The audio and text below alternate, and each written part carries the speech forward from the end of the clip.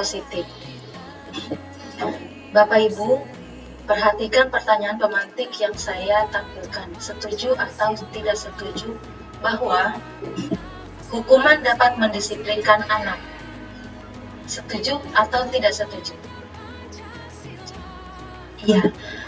Kemudian yang kedua, pemberian hukuman dengan hal positif seperti membaca atau membersihkan halaman sekolah dapat meningkatkan disiplin anak. Setuju atau tidak setuju? Dan yang ketiga, memberi penghargaan dapat meningkatkan motivasi belajar anak. Setuju atau tidak setuju? Nah, pada topik pembahasan eksplorasi konsep kali ini, kita akan mengupas yang pertama, disiplin positif dan nilai-nilai kebajikan universal. Yang kedua, teori motivasi, hukuman dan pelanggaran dan penghargaan.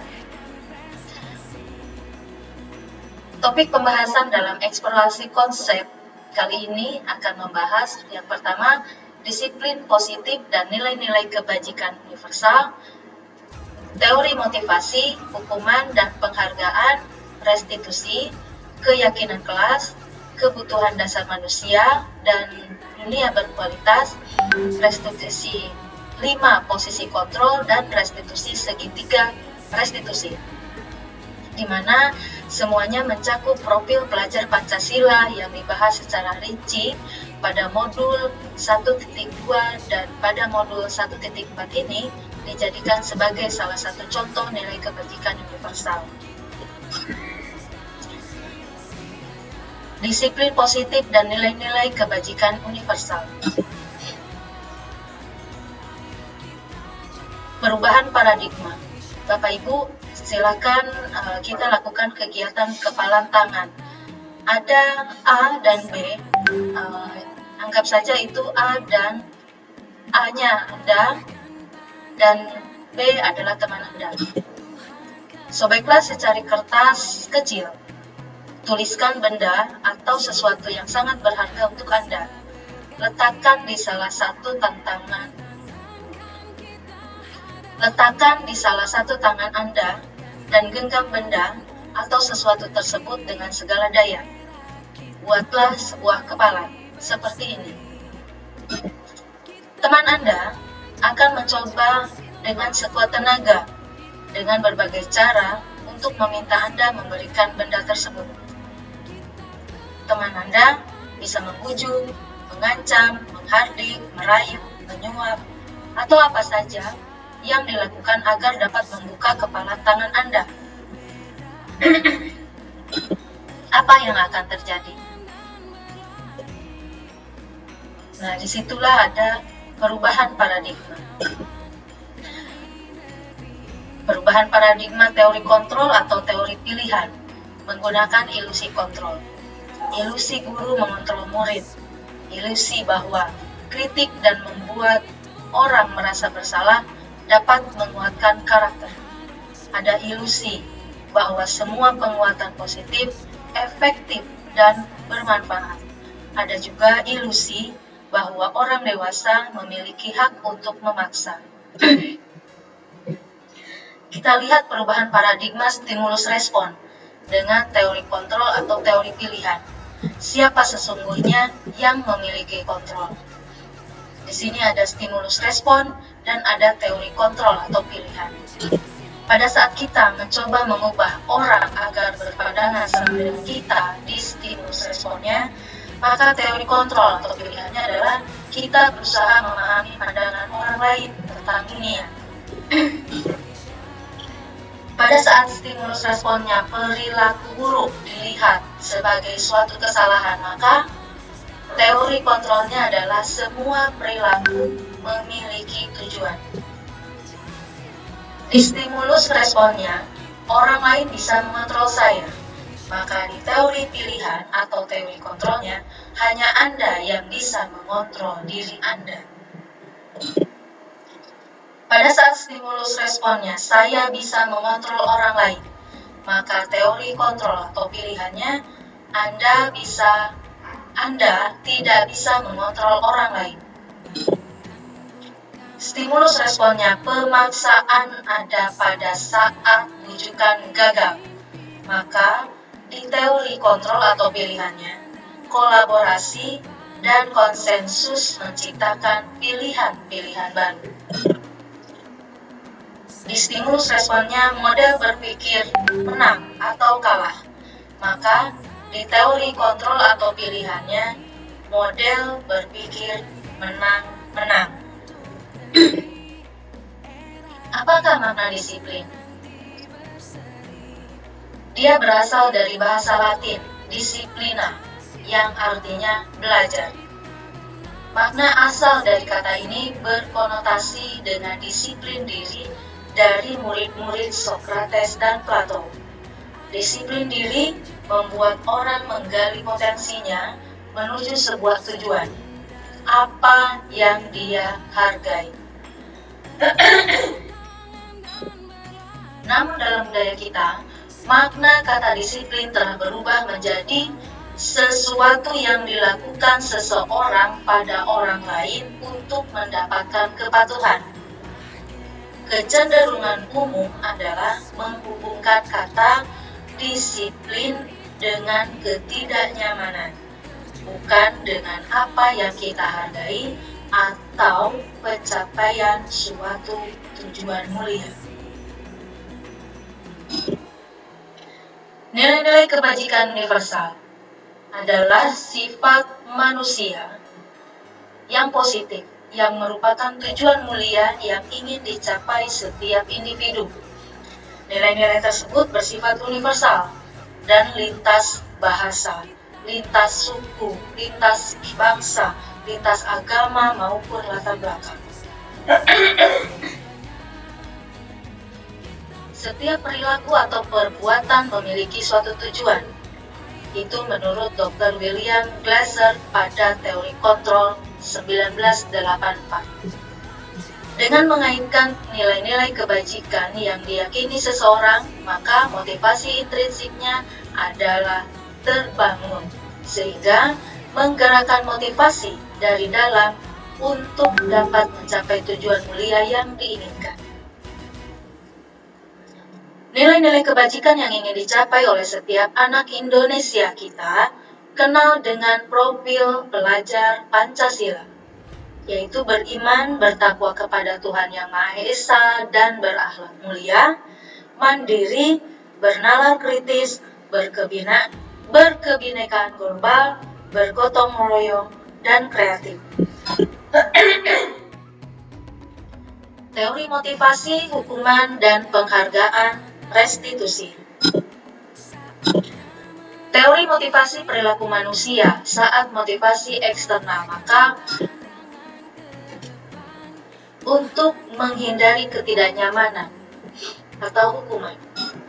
Apa yang akan terjadi apabila saya tidak melakukannya? Pada teori motivasi eksternal, untuk mendapatkan imbalan dari orang lain atau institusi, maka apa yang akan saya dapatkan apabila saya melakukannya? Nah, pada saat motivasi internal dengan tujuan disiplin positif, maka timbul menghargai diri sendiri. Saya akan menjadi orang yang seperti apa bila saya melakukannya. Menurut Ki Hajar Dewantara, merdeka itu artinya tidak hanya terlepas dari perintah, akan tetapi juga cakap buat memerintah diri sendiri. Dihukum oleh penghargaan, bahwa penghargaan berlaku sama dengan hukuman, dalam arti meminta atau membujuk seseorang melakukan sesuatu untuk memenuhi tujuan tertentu dari orang yang meminta atau membujuk. Dorongannya eksternal dan akan ada faktor ketergantungan. Beberapa dampak dari pemberian penghargaan menurut Alvin Kohn tahun 1993. Pengaruh jangka pendek dan jangka panjang. Penghargaan pun penghargaan mengurangi ketepatan, penghargaan tidak efektif, dan penghargaan merusak hubungan. Bagaimana dengan dihukum oleh penghargaan? Maka, penghargaan menurunkan kualitas. Penghargaan mematikan kreativitas. Penghargaan mengurangi motivasi intrinsik. Bentuk program kebajikan atau apresiasi. Dalam memberikan apresiasi atau pengakuan perlu diingat beberapa hal. Beri pengakuan secara khusus, beri pengakuan secara pribadi, beri pengakuan kepada semua murid secara bergantian, beri pengakuan secara konsisten, beri fokus kepada proses. Contoh pengakuan atau apresiasi kebajikan. Di sini ada pembuka, nilai kebajikan, dan situasi. Kemarin saya perhatikan, itu pembukanya. Nilai kebajikannya, rasa empatimu besar sekali. Situasinya pada saat menolong murid baru di kelas kita. Kemarin saya perhatikan, rasa empatimu besar sekali pada saat menolong murid baru di kelas kita. Saya menghargai kepedulianmu pada saat kamu membantu teman-temanmu di tugas kelompok. Terima kasih untuk rasa tanggung jawabmu pada saat kamu memungut kertas-kertas yang berserakan di lantai.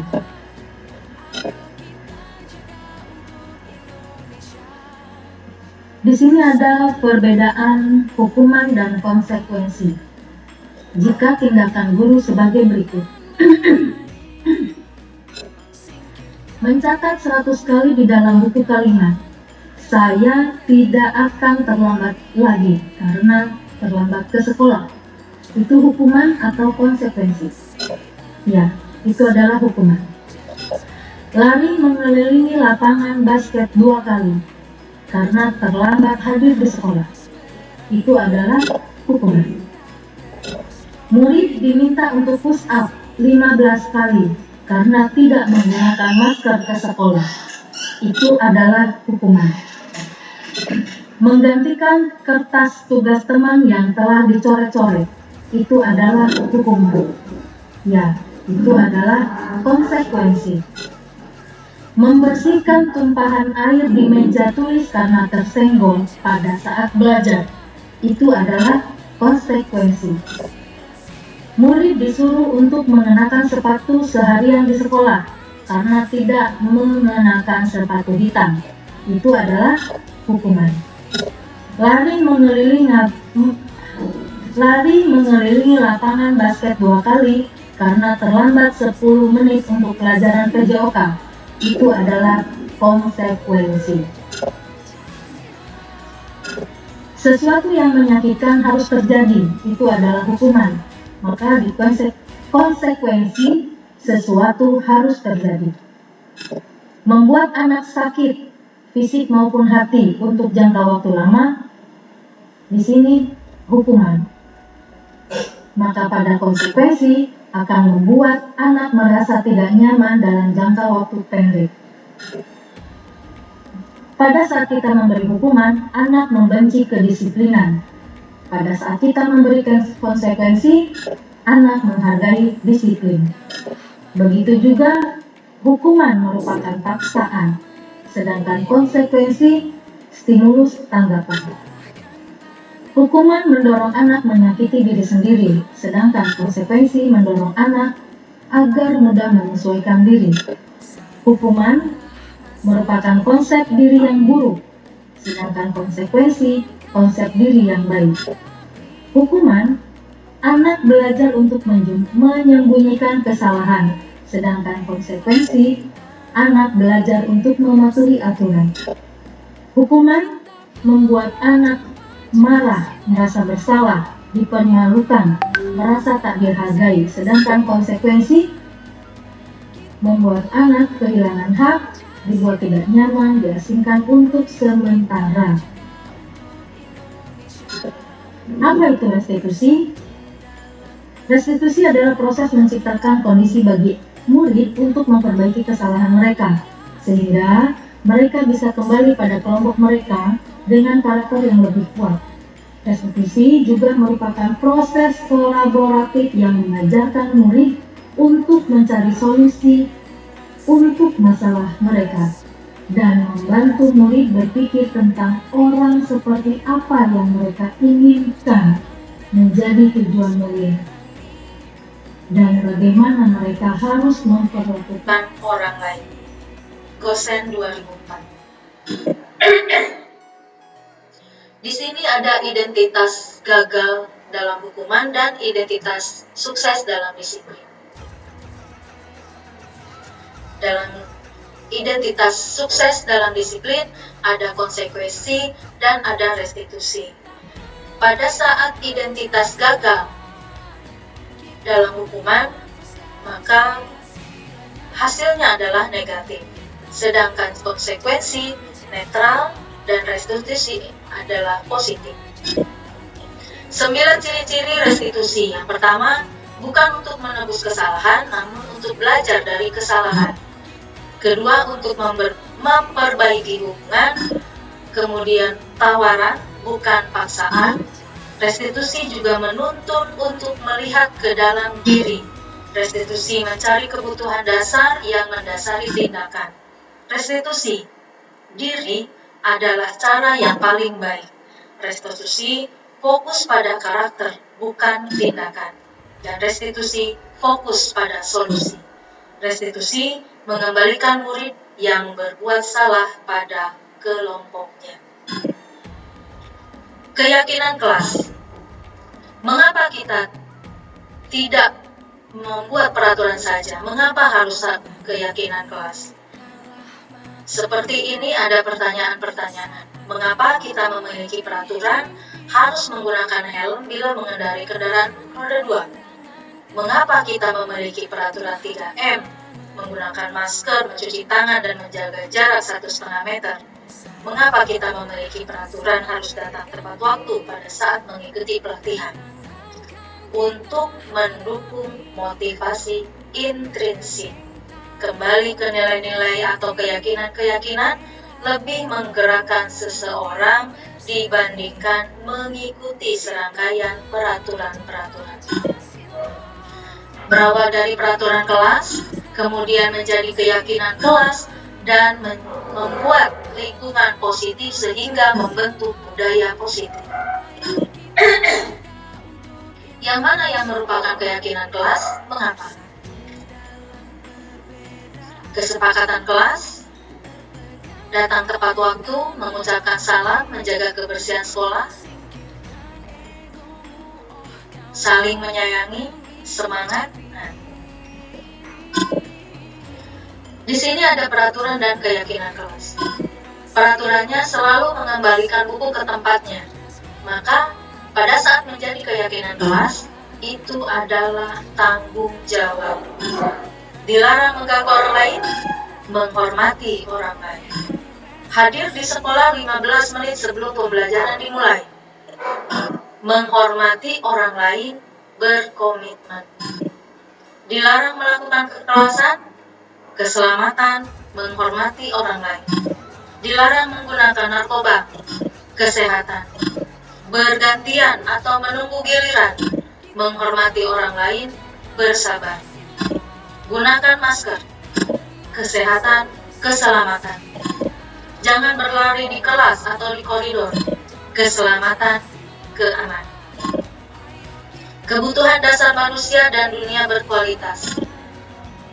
Kebutuhan dasar manusia pada dasarnya adalah ingin bertahan hidup, ingin menguasai, ingin bebas, dan ingin bersenang-senang, serta kasih sayang dan rasa diterima di dalam lingkungan. 5 posisi kontrol. Ada posisi kontrol guru. Di sini ada sebagai penghukum, pembuat orang merasa bersalah, posisi sebagai teman, pemantau, dan manajer. Apa yang guru perbuat apa yang guru katakan, bagaimana hasilnya, bagaimana kaitannya dengan dunia berkualitas, bagaimana murid akan berkata, dan bagaimana dampaknya pada murid. Di sini sudah lengkap, sesuai dengan posisinya. Identitas gagal, motivasi dari luar, akan berdampak murid menghindari hukuman dengan cara bisa mengulangi kesalahan, tapi bisa juga dia merasa rendah diri. Motivasi dari luar juga bisa menghasilkan identitas berhasil atau sukses. Dia akan mengharapkan imbalan atau ketergantungan pada orang lain. Nah, sedangkan pada saat dia motivasi dari dalam atau identitas akan berhasil karena dia akan menghargai diri sendiri. Saya kecewa sekali dengan kamu, maka itu adalah membuat orang merasa bersalah. Kamu tidak pernah benar melakukannya, itu adalah penghukum. Ayolah, lakukan demi ibu atau demi bapak, itu adalah teman. Apakah kamu tidak mau mendapatkan stiker bintang hari ini? Itu adalah pemantau. Bagaimana kamu bisa menyelesaikan masalah ini? Itu adalah manajer.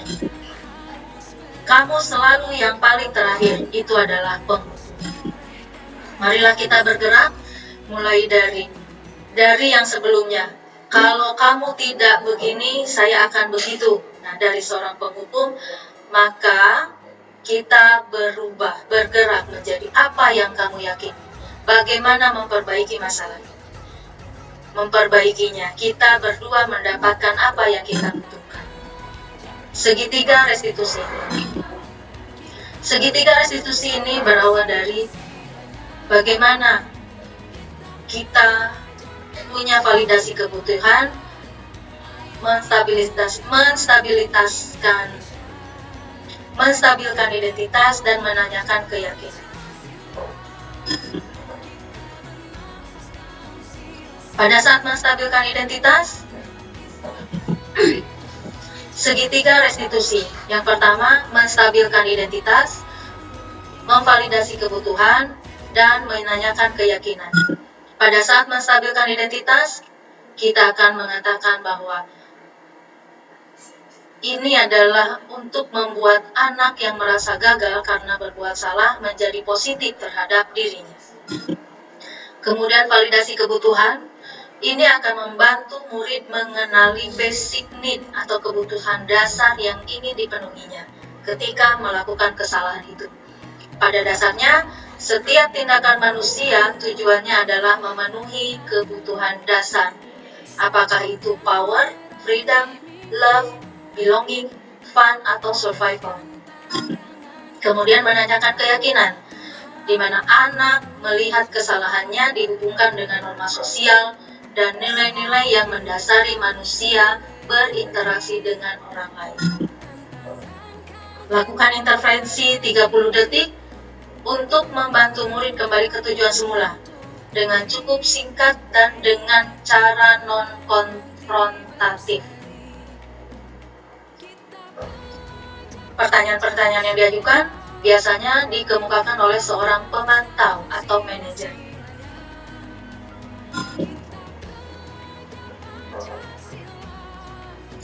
Disiplin positif,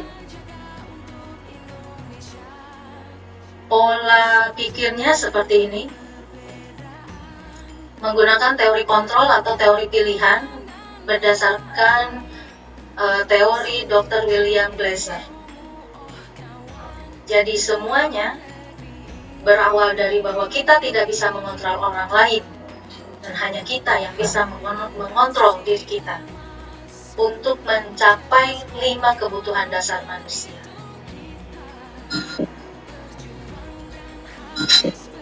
Refleksi,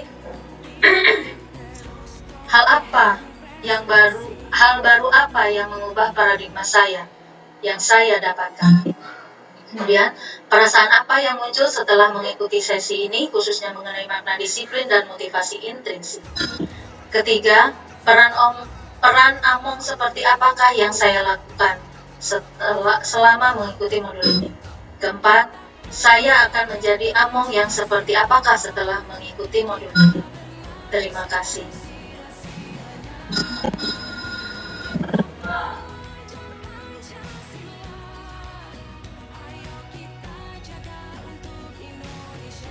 Warahmatullahi wabarakatuh.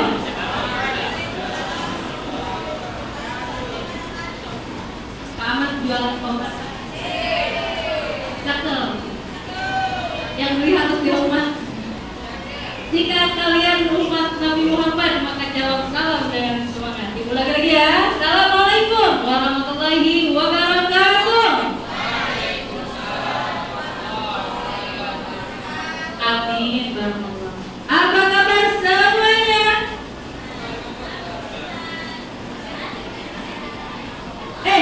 Coba semuanya, apa kabar semuanya? Mana semangatmu?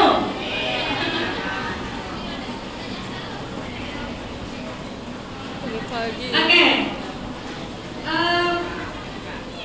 Innal hamdalillah nahmaduhu wa nasta'inuhu wa nastaghfiruh wa na'udzu billahi min shururi anfusina wa min sayyiati a'malina may yahdihillahu fala mudilla lahu wa may yudlil fala hadiya lahu.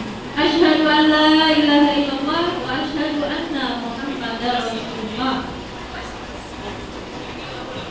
Allahumma shalli ala sayyidina Muhammad la nabiyya wa la rasulullah.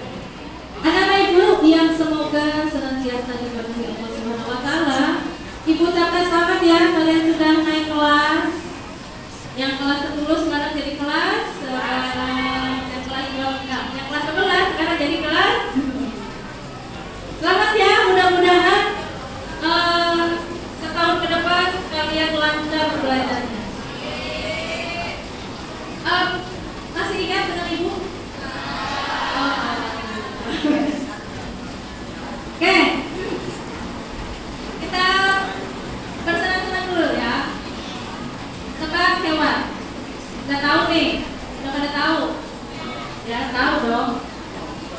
Ayam apa yang paling besar? Ayam apa? Ayam apa? Ayam.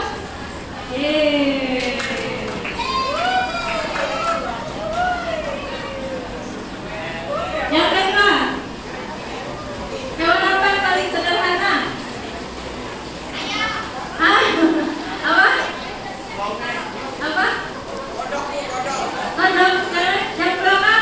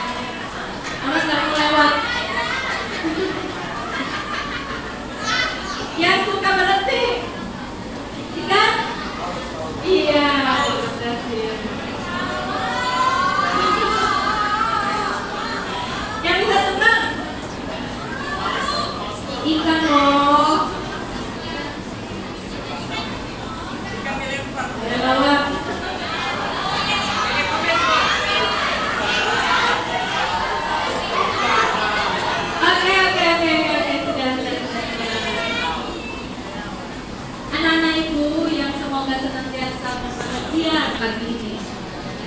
Ya Rahman? Mana Rahman?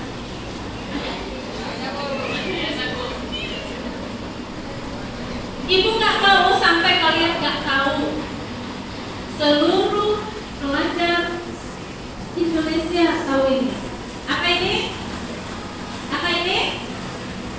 Profil pelajar Pancasila. Apa aja profil pelajar Pancasila? Ini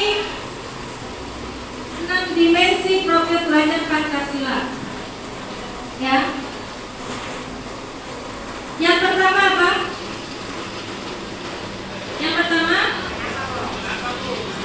nggak kelihatan.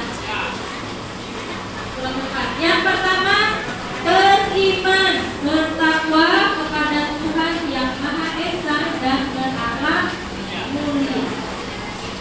Kalian sudah menerapkan itu. Kita sudah menerapkan itu, insya Allah. Contoh perilaku beriman dan bertakwa kepada Tuhan yang Maha Esa dan berakhlak mulia. Apa contohnya? Siapa yang mau ngasih tahu contohnya? Yang kegiatan yang sudah kita lakukan. Apa? Kegiatan yang mencerminkan dimensi beriman dan bertakwa kepada Tuhan yang Maha Esa dan berakhlak mulia. Siapa yang mau memberikan contoh apa yang sudah kalian lakukan yang mencerminkan kegiatan itu?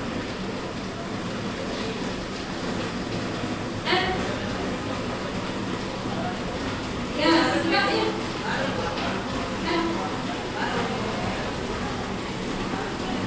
Ayo, yang kelas 12 kasih contoh. Siapa? Oke.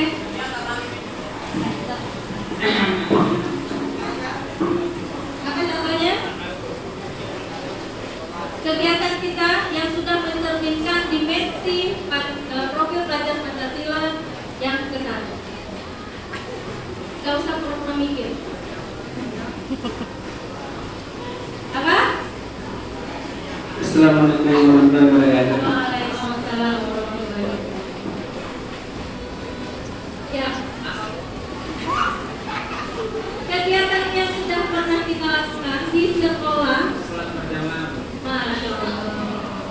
Salat berjamaah ya, itu betul. Salah satunya mencerminkan bertakwa dan beriman kepada Tuhan yang Maha Esa. Yang berakhlak mulia yang mana? Yang berakhlak mulia yang mana? Putra? Yang sini? Yang sini? Ada yang mau memberikan contoh? Kegiatan yang sudah kita lakukan yang mencerminkan perilaku berakhlak mulia. Ada? Putri? Nah? Nah? Ayo. Ayo. Kegiatan yang pernah kita lakukan yang mencerminkan bahwa kita berakhlak mulia. Yang mana? Pandu Hidayatullah, Bu. Masya Allah.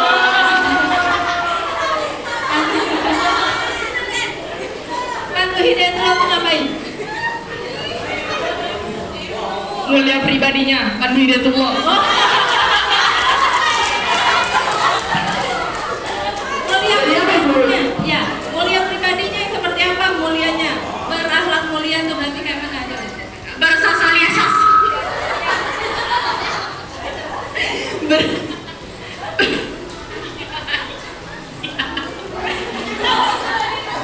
Ayo, apa? Membantu orang susah. Membantu orang susah, masya Allah. Udah pernah bantu orang susah? Udah Bu. Udah, Masya Allah. Oke. Betul ya? Saling membantu itu berakhlak mulia. Kalau senyum berakhlak mulia enggak? Ya. Hah? Apalagi selain senyum? Apalagi selain senyum? Mengucapkan salam, masya Allah ya.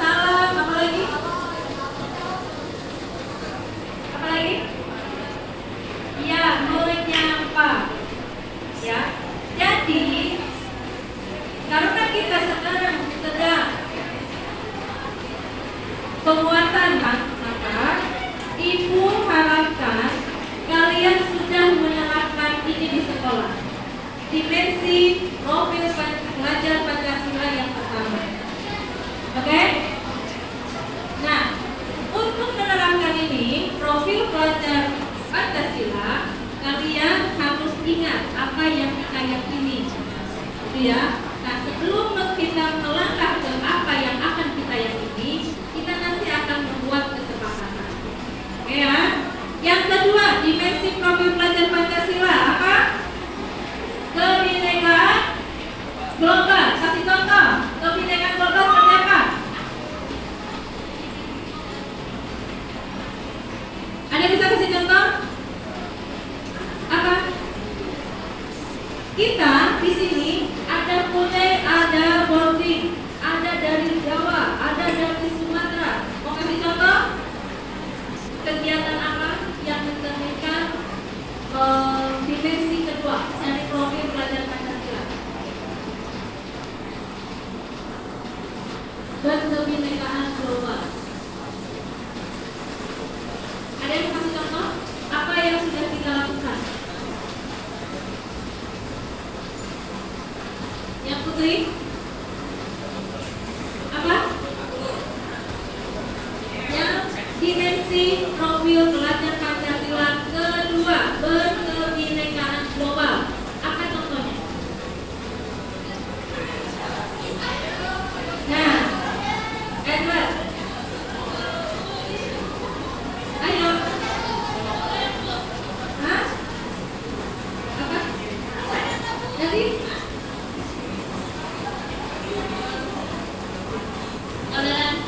Toleransi. Ya, betul. Kenapa malu? Kalau salah jangan dosa.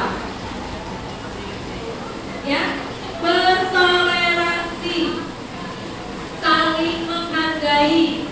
Jangan aku dari Sumatera, aku dari Jawa. Nah, nggak bisa seperti itu, ya.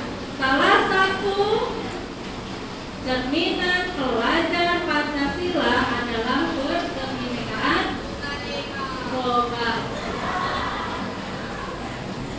Oke? Yang ketiga, apa yang ketiga?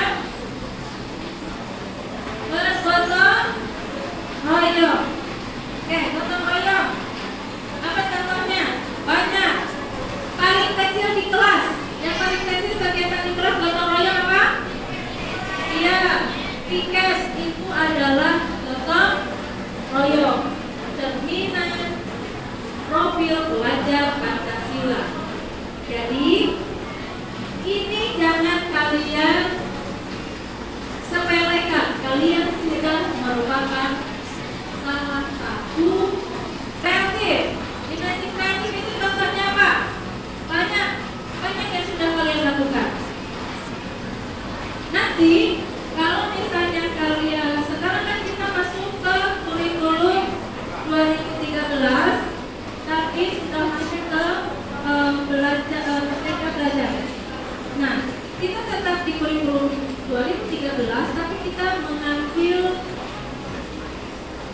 poin-poin dari dimensi profil pelajar Pancasila ini. Jadi nanti kalian mungkin akan disediakan proyek, ya, proyek profil pelajar Pancasila. Jadi ini kalian bisa pilih dimensinya yang seperti apa. Tidak serta-merta harus membuat produk, tidak. Orang kreatif itu bisa ada produk atau bisa konten, gitu ya. Tidak serta-merta harus ada sesuatu yang dijual, tapi bisa juga sesuatu yang ditunjukkan. Oke ya. Yang berikutnya apa? Bernalar kritis. Apa contohnya bernalar kritis? Apa contohnya bernalar kritis? Jika teman kalian melakukan hal yang tidak sebaiknya dilakukan, kalian menegur,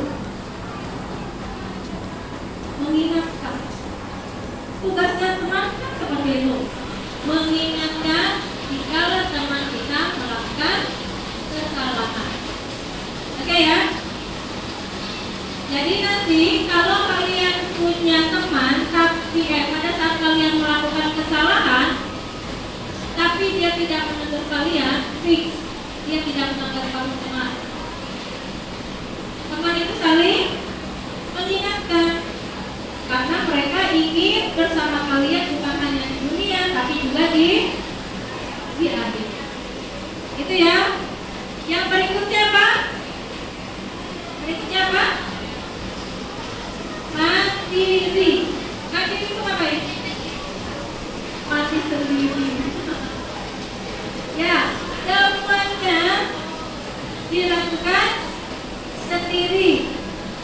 bergantung kepada orang lain. Motivasi yang terbaik adalah self internal motivation, gitu ya. Jadi kalau ada kalian yang melakukan sesuatu karena sesuatu, itu berarti tidak mandiri. Ya. Kalian melakukan ini bukan karena itu. Kalian melakukan itu bukan karena ini. Gitu. Kalian di sini bukan karena melakukan kewajiban, tapi mengambil hak kalian. Kalian kan sudah bayar, tapi kalau kalian tidak mendapatkan pembelajaran, itu kalian harus ada rasa menyesal. Bayar mahal-mahal, apa belajar? Ya. Nah, bagaimana caranya? Di sekolah, kalau kalian sudah mandiri, tidak serta-merta harus menunggu disuapin. Eksplorasi pembelajaran, ya, mengeksplor pembelajaran itu bukan hanya dari guru, bukan hanya dari buku, tapi bisa juga dari lingkungan. Jadi pada saat kalian melihat sesuatu ya dengan keadaan yang menurut kalian rumit, nah itu berarti Allah memberikan kesempatan kalian untuk mempelajari, mengambil hikmahnya dari pelajaran. Sampai di sini ada yang mau ditanyakan? Yang pertama apa? Profil pelajar Pancasila. Apa yang pertama? Apa lagi? Yang pertama? Beriman dan bertakwa kepada Allah Subhanahu wa Ta'ala dan berakhlak mulia. Ya, karena kalian tahu kalian berakhlak mulia, maka pada saat bertemu teman, bertemu guru, bertemu orang lain, kalian sudah tahu apa yang harus kalian lakukan. Apa? Kalau bertemu harus ngapain? Menyapa. Apa lagi? Memberi salam. Apa lagi? Senyum. Ya. Positive action itu akan menular. Kalian senyum kepada orang lain itu akan menular. Beda ya antara tersenyum dengan tertawa. Ya, jadi kalau kalian sudah positif di dalam hidup kalian, jiwa kalian, pikiran kalian, maka action kalian positif. Maka pada saat action kalian positif, maka kalian akan membentuk lingkungan yang positif. Maka akan membentuk budaya positif di sekolah. Setuju? Yang lain di sana sudah melakukan budaya positif. Kita juga sudah, kita hanya perlu legalitas. Inilah salah satunya bentuk legalitas menerapkan budaya positif kalian di sekolah. Tapi bukan hanya legalitas, harus action, harus kalian lakukan. Ya. Pada saat kalian membuat sampah, kalian melihat sampah, ini contoh yang paling kecil. Itu harus kalian tanamkan. Sampah, ya, halo, assalamualaikum, paham itu? Oke, sekarang sebelum kita membuat keyakinan sekolah, apa yang kita yakini di sini sesuai dengan dimensi profil pelajar Pancasila. Ini yang harus kita yakini. Ya, dalam dimensi-dimensi ini itu harus ada di pikiran dan hati kalian bahwa saya harus beriman, saya harus berakhlak mulia, saya harus bertanggung jawab, saya harus bergotong royong, saya harus mandiri. Itu semua ada di sini. Harus kalian tanamkan, itu menjadi motivasi internal kalian. Karena kalau kita sudah membumikan budaya positif, ya, kita berbuat baik kepada orang lain, maka kebaikan itu akan kembali ke kita. Oke? Nah, sebelum kita menanamkan ini, kita akan membuat kesepakatan, Pak. Didik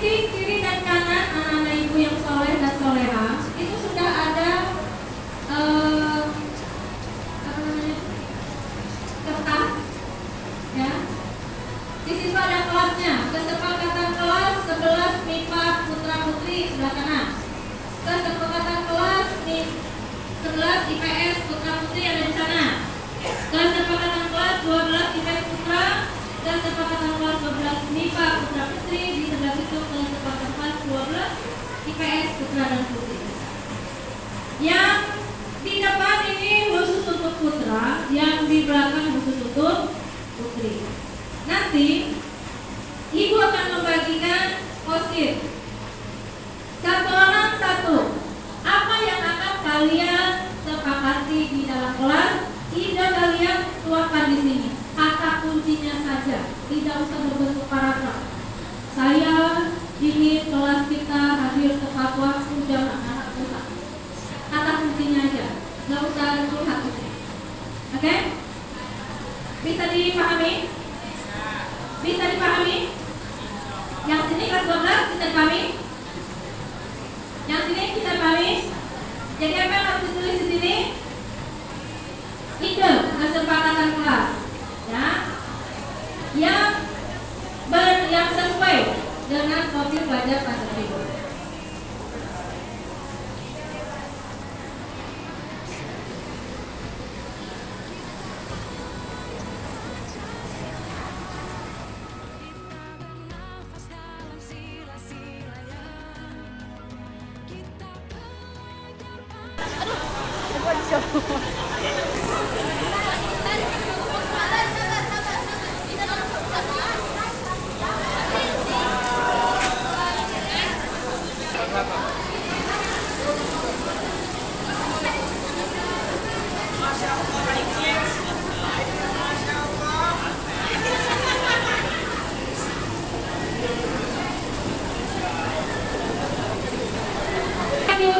Jika diucapkannya positif, maka ibu pastikan kalian orang positif. Jika diucapkannya, yang dituliskannya adalah hal-hal yang al-faidah, maka bisa dipastikan jiwa, pikiran kalian al-faidah.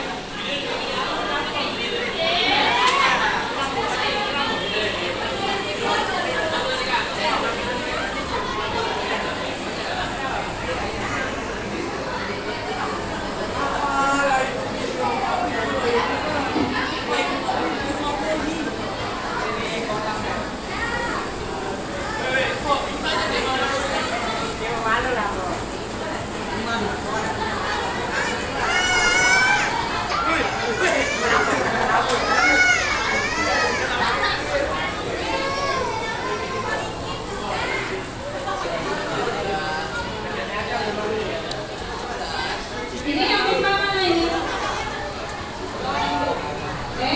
Gimana bisa dilihat kayak gitu? Dibuka. Yang dibuka.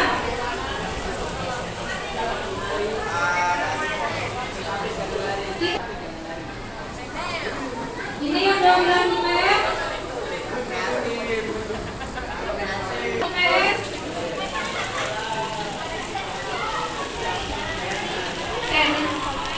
Cantik nih, 12 IPS Putra Putri.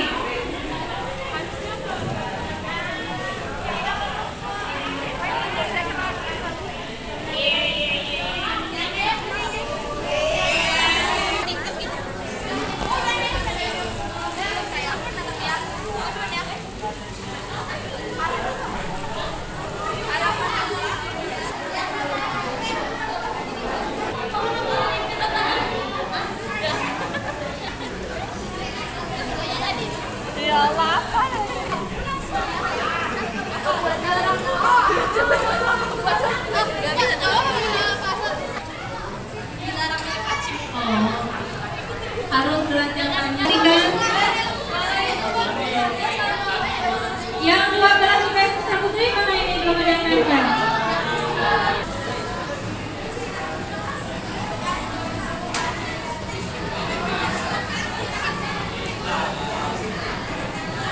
Kau salah di pedoan dulu.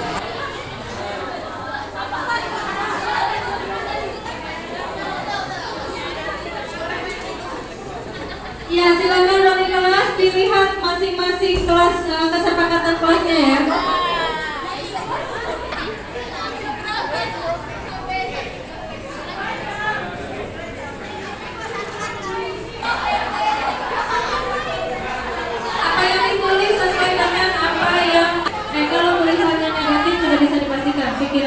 disepakati?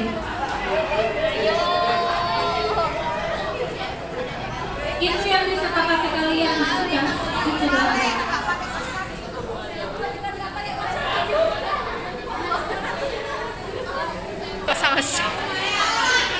Oke, hebat ya. Kelas 11 IPS Putra Pusda dan ini adalah sesuatu yang harus kalian sepakati di kelas. Tindakan, ya. Kalian kan bukan anak SD. Yang harus disepakati. Jika yang kalian ingin fokus apa yang ada di laptop, maka akan terpancar, akan tertampil di proyektor. Itu juga kalian. Apa yang ada di pikiran kalian itu akan terpancar di kelakuan kalian, tingkah laku kalian, perilaku kalian. Ya. Kalau yang di fokus itu yang tertampil, yang tertunjuk, yang terlihat, maka sudah dipastikan itu yang muncul di laptop. Ya, nanti akan dicek oleh pengawas sekolah. Gitu ya, sebagai bukti bahwa kalian punya kesepakatan kelas yang kalian yakini. Itu ya, ingat isinya kesepakatan kelas itu dari kita untuk kita, dari siswa untuk siswa. Ya, demi menunjang kelancaran belajar dan pembelajaran. Seperti itu, bisa dipahami? Oke. Baik, Ibu Ustazah.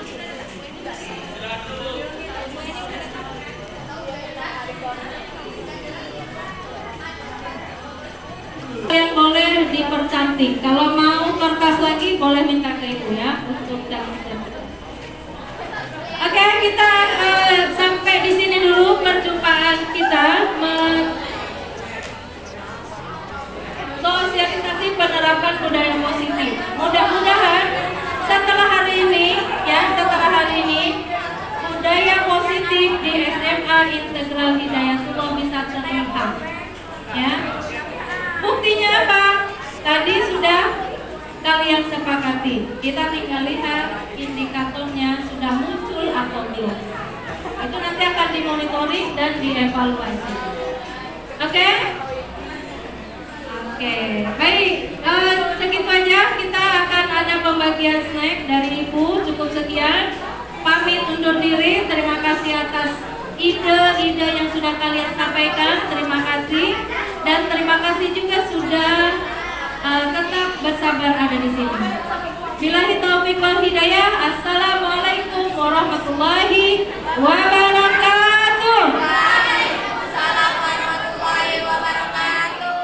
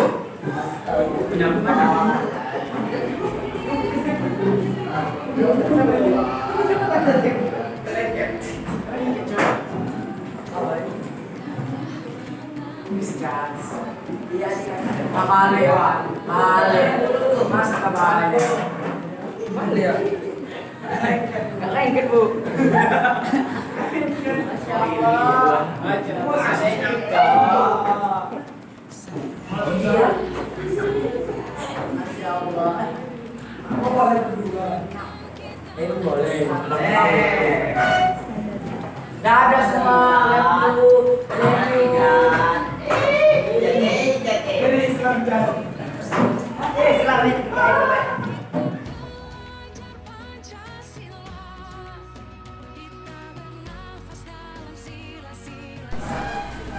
Oke, bismillahirrahmanirrahim. Assalamualaikum warahmatullahi wabarakatuh. Waalaikumsalam warahmatullahi wabarakatuh. Apa kabar semuanya?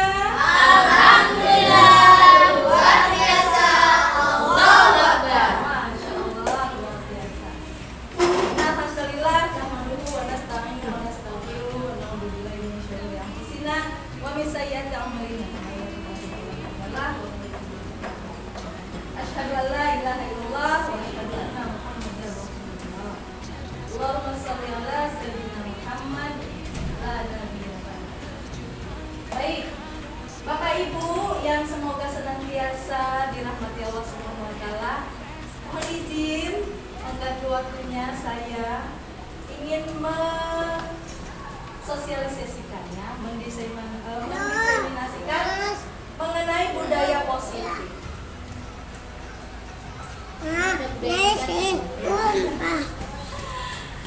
Bapak Ibu, apakah Bapak Ibu setuju dengan pernyataan ini?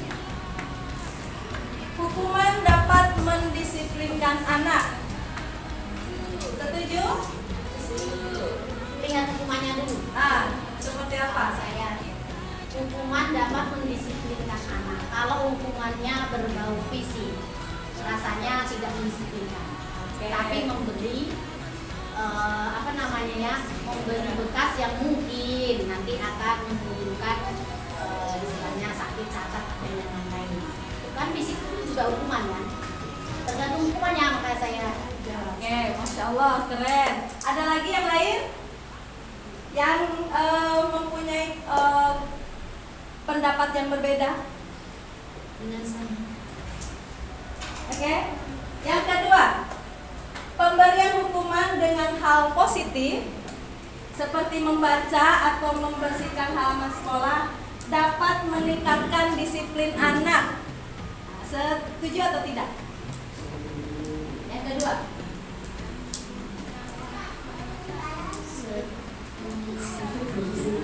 setuju atau tidak? Seperti membaca. Hal positif, membaca atau membersihkan halaman sekolah. Ya. Meningkatkan disiplin, apakah bisa meningkatkan disiplin anak?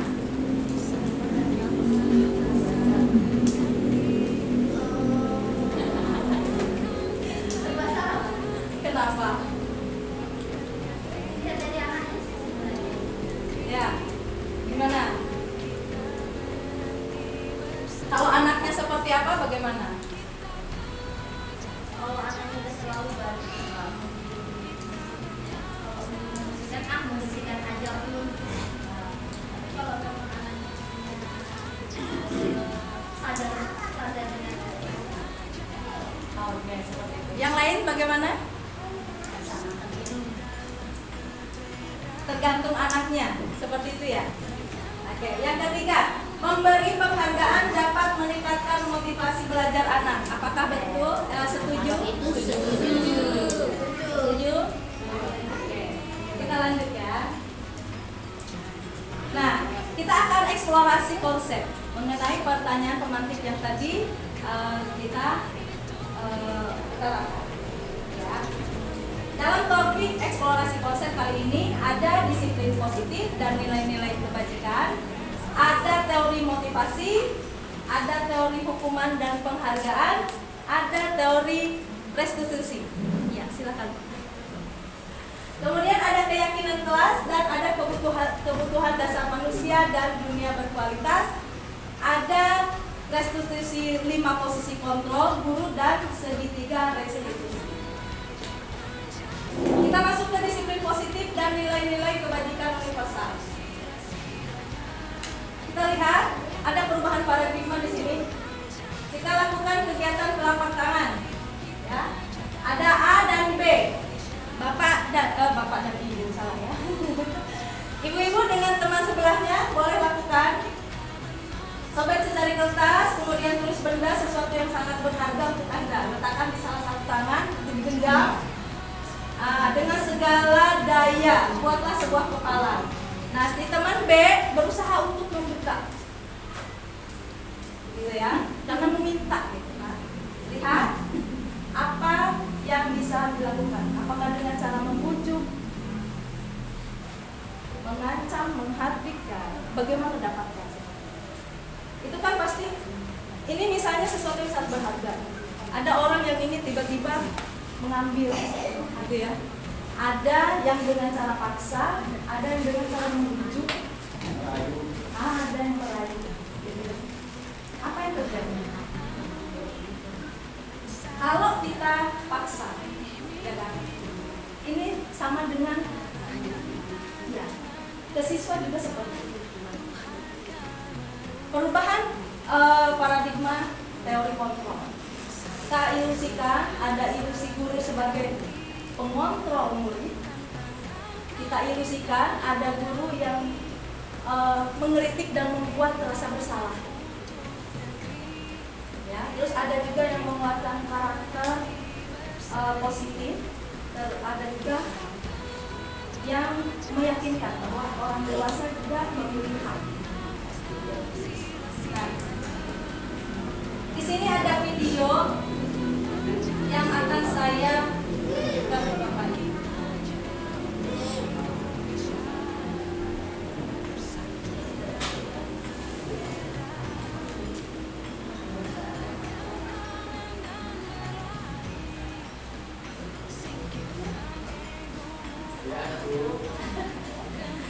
Kita lihat posisi kita ada di mana.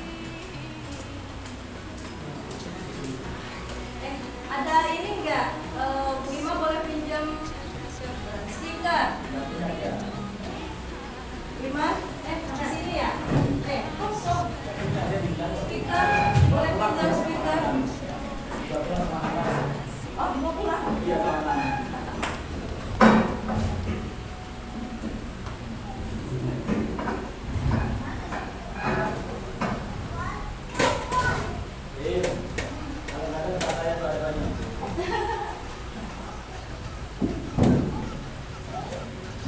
Diumpetin ya? Astagfirullah.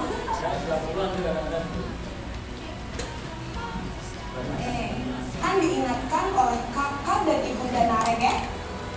Ada lagi yang mungkin perlu dilakukan Naren agar tidak terlambat bangun lagi. Tidak ada, Bu. Baik Naren, terima kasih untuk kerjasama kamu. Sekarang kamu perlu kembali ke kelas untuk belajar. Baik, Bu. Terima kasih.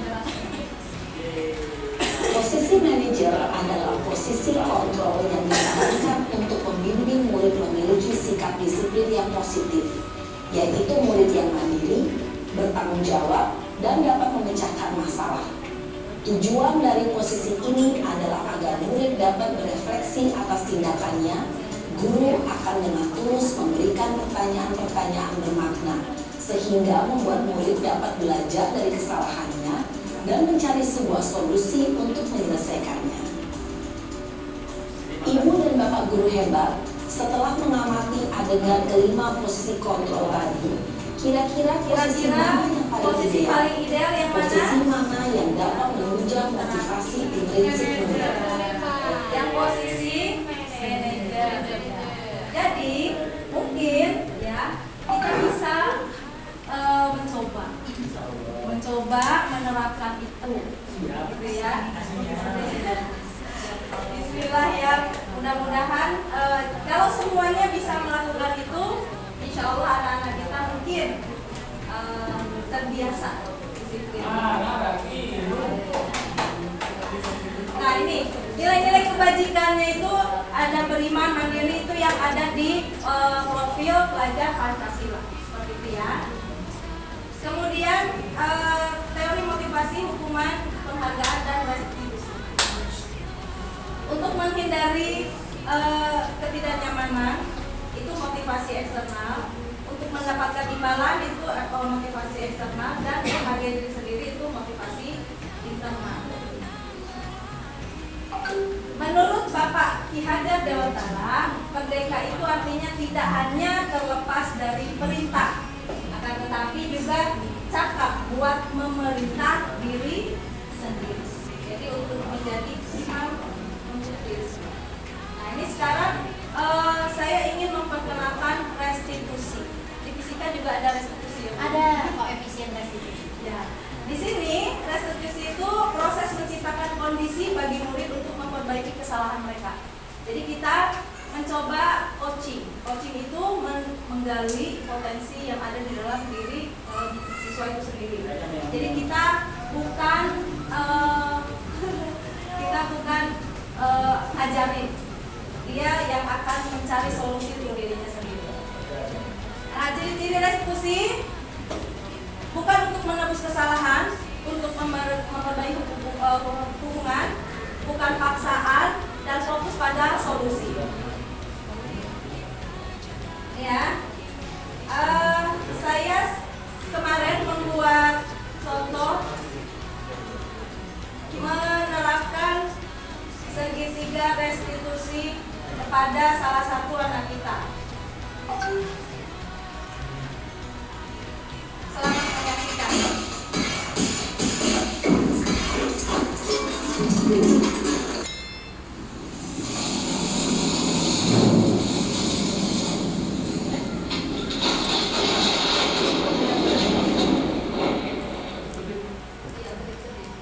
Kesenggol.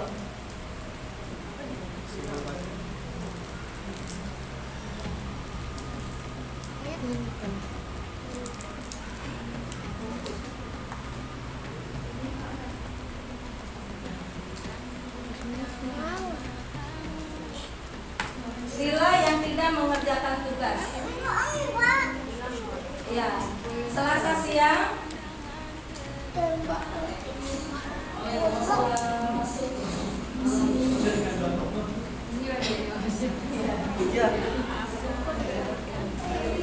Kenapa ya?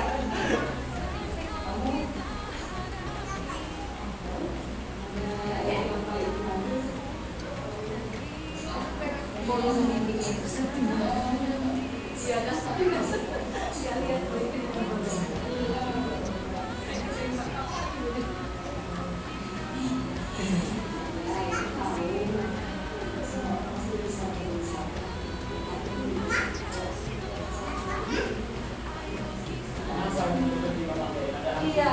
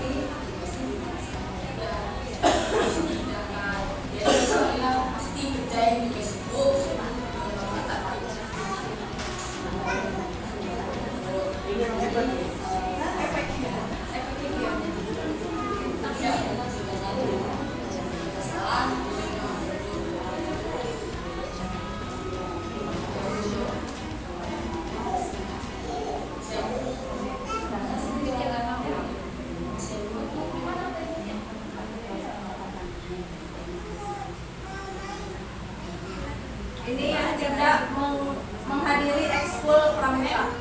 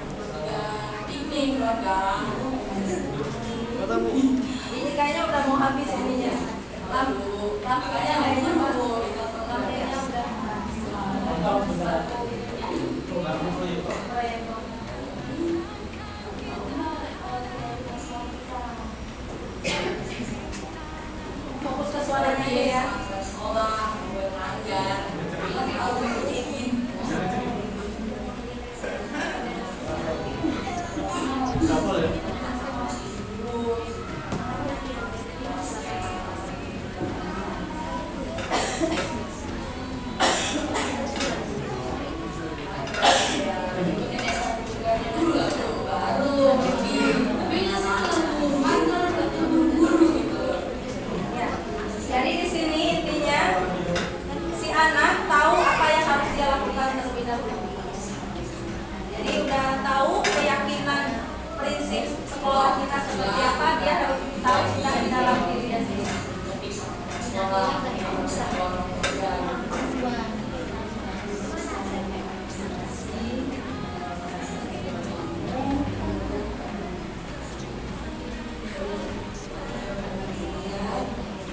Nah ini pendapat dari si anak. Setelah saya ajak dia melakukan simulasi itu, dia memang menyampaikan lebih enak seperti ini, tidak langsung dihukum, tapi diajak ngobrol dulu dan ditanya kenapa. Ya, ditanya kenapa dia harus. Nah, jadi karena semua pasti ada alasan. Itu intinya segitiga restitusi. Ya, nah terus dari peraturan kelas, dari peraturan sekolah turun ke peraturan kelas. Di peraturan kelas kemudian diyakini sama semua siswa kelas. Baru setelah itu kita akan memiliki budaya positif, lingkungan positif dan budaya positif. Nah ini contoh salah satu kesepakatan kelas. Mungkin Bapak Ibu nanti bisa dicoba di awal semester kesepakatan kelas masing-masing seperti itu ya. Bagaimana anak-anak dengan kita menyepakati kesepakatan kelas yang sama-sama saling menghargai dan saling memahami. Ya. Nah ini peraturannya selalu kembalikan buku ke tempatnya, keyakinan kelasnya itu tanggung jawab. Seperti itu sudah tahu semua. Nah ini perbedaan konsekuensi dan hukuman. Mencatat 100 kali dalam buku kalimat saya tidak akan terlambat lagi, itu adalah hukuman. Mengelilingi lapangan basket, hukuman. Push up, hukuman. Mengganti kertas tugas teman yang telah dicoret-coret, itu konsekuensi. Jadi kita meminta anak itu mengetahui apa konsekuensi dari hal yang tidak baik yang dia lakukan, seperti itu ya. Ya, betul. Nah, karena kebutuhan dasar manusia itu disayangi, rasa ingin agar ada, ya, disenangi dan kebebasan untuk bertahan hidup. Nah, ini tadi 5 posisi kontrol. Nah, ini yang segitiga restitusi tadi. Jadi kita pada saat kita dialog dengan siswa, kita menstabilkan dulu identitas bahwa kita pernah melakukan kesalahan. Itu adalah menstabilisasinya. Jadi menstabilkannya, iya, kita juga pernah melakukan kesalahan. Kalau anak terlambat, ibu juga pernah terlambat. Seperti itu. Tapi apa konsekuensinya? Sebelum bertanya konsekuensi, kita tanya alasan. Kita pernah melakukan kesalahan, pasti ada alasan. Gitu ya. Menstabilkan identitas, ya, menstabilkan posisi, terus alasan. Yang ketiga baru menanyakan keyakinan itu dari konsekuensi. Itu segitiga restitusi. Mudah-mudahan kalau dengan seperti ini anak-anak melakukan hal disiplin bukan karena takut, tapi karena kesadaran diri sendiri. Seperti itu. Terima kasih atas kesempatannya. Sudah selesai kembali. Ya, mudah-mudahan bermanfaat dan membuat sekolah kita menjadi lebih baik lagi. Sehingga tidak takut lagi. Oke. Billahi taufiq wal hidayah. Mohon maaf jika ada salah. Assalamualaikum warahmatullahi wabarakatuh.